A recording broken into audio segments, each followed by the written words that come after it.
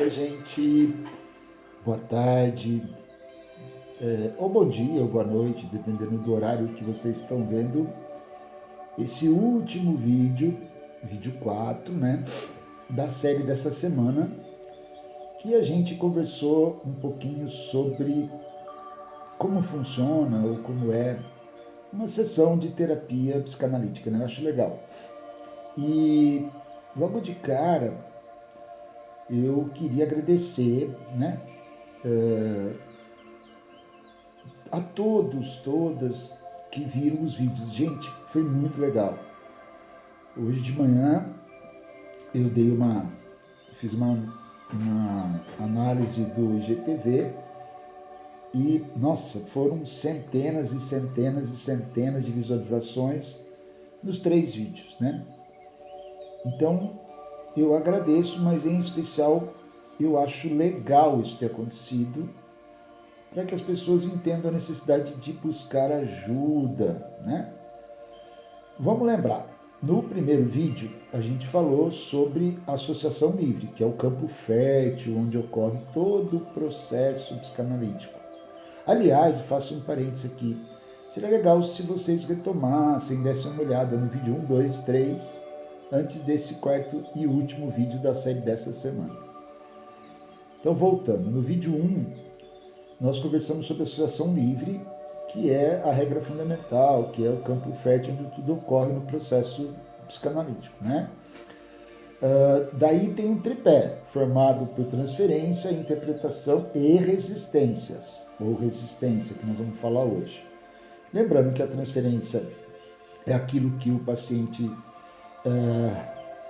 coloca sobre a pessoa do psicanalista, de modo simbólico, em termos de repetições de coisas que já aconteceram. No vídeo 3 de ontem, eu acho, né? Nós falamos sobre a elaboração, que a gente chama de construção, que é algo que, em função da resistência, da transferência, né? Durante o processo, em função, portanto, da transferência de atos, de emoções, de sentimentos, o psicanalista, junto ao paciente, vai construindo uma situação que no curso da análise pode se mostrar útil ou não, né? E isso vai ocorrendo constantemente em cada sessão, né? Hoje nós vamos falar então do processo chamado resistência. Esse processo é super interessante porque, como em tudo na psicanálise, eu acho isso maravilhoso nessa nossa ciência, né? Tudo sempre tem que evoluir. Sabe por que tem que evoluir? Porque o sujeito muda, né? Os tempos mudam, a questão ética muda, a questão moral muda. Até a cada sessão, o próprio paciente, um único paciente, muda. E de um paciente para outro, então, nem se fala, né? Então, a questão da resistência é um conceito da psicanálise que evoluiu muito. Se a gente pegar lá no início, aliás, antes é melhor eu definir para vocês, tá? Eu gosto muito de um autor chamado Zimmermann, né? Um psiquiatra, psicanalista, e ele cita o seguinte, ó, sobre o que é a resistência. Que a resistência do paciente, ou do analisando, ou do psicanalizando, cada um fala de um modo, ela é conceituada como resultante de forças dentro dele, forças que vêm de dentro, portanto algo inconsciente, que se opõe tanto ao psicanalista como ao próprio procedimento de análise, criando obstáculos à livre associação de ideias, que é aquela regra fundamental. Mas esses obstáculos, na verdade, eles podem vir a ser, inclusive, um desejo, olha que legal, que interessante, de não mudar do próprio paciente, né? Essas resistências, elas vêm através ou do muito falar, ou do nada falar, ou de ter medo de alguns assuntos. São dezenas e dezenas de formas de resistência. Que, aliás, eu estou pensando aqui, talvez vir a ser a nossa próxima série, tá? Agora, o que é essencial expor? Olha só que joia nessa questão das resistências. O quanto ela evoluiu e esse conceito se transformou.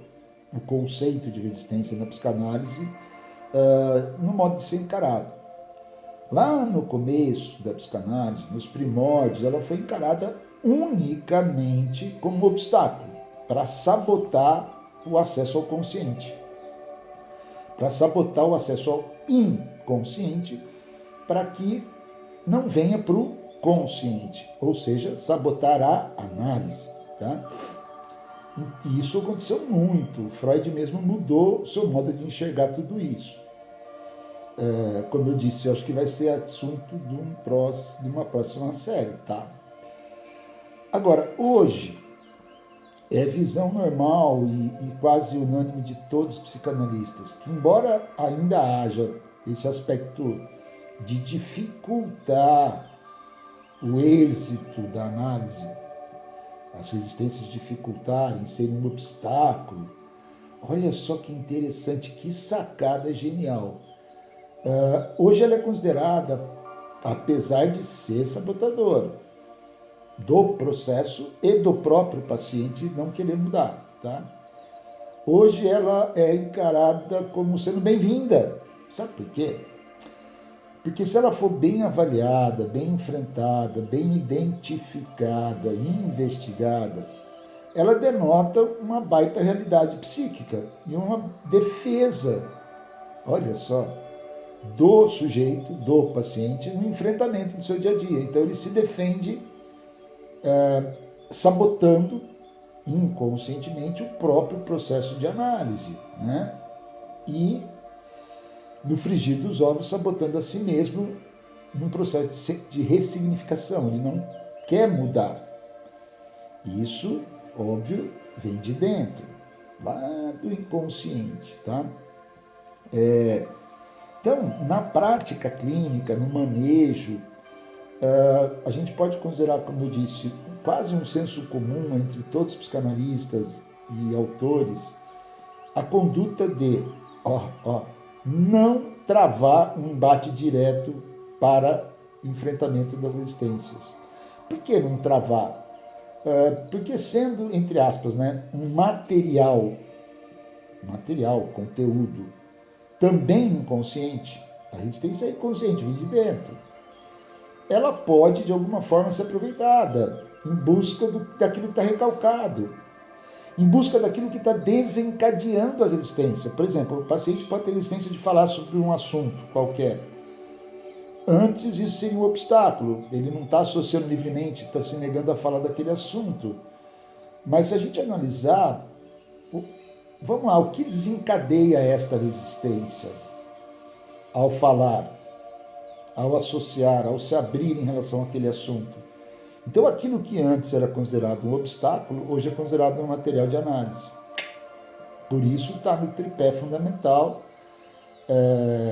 da interpretação, da transferência e, como terceiro, a resistência. Tudo, lembrando, no solo fértil da associação livre.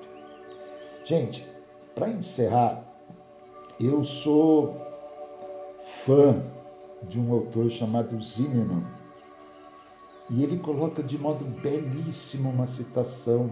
Olha só, ele põe que na situação psicanalítica, ou seja, em análise, enquanto houver resistência, que pugna, quer dizer, que pulsa, que procura pela existência, pela vida, ainda persiste então uma chama de esperança.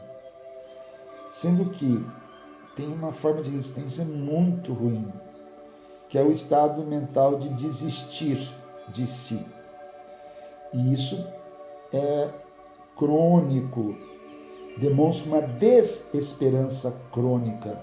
Ou seja, quando essa resistência nem mais atua, significa uma passividade, ou seja, o paciente nada mais espera da análise e da vida.